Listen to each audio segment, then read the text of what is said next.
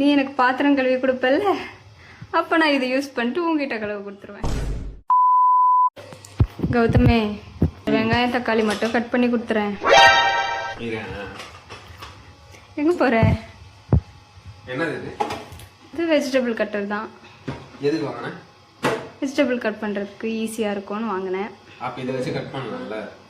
அதை வச்சு கட் பண்ணலாம் தான், அது கழுவுறதுக்கு ரொம்ப கஷ்டமாக இருக்கு. அப்போ எதுக்கு வேஸ்ட்டாக தானே வீட்டில் செய்யாது? தேவையில்லாத வாங்கினேன். தேவையில்லாமலாம் இல்லை, அதை நான் யூஸ் பண்ணுவேனே. எப்போ? நீ எனக்கு பாத்திரம் கழுவி கொடுப்பல்ல, அப்போ நான் இதை யூஸ் பண்ணிட்டு உங்ககிட்ட கழுவி கொடுத்துருவேன்.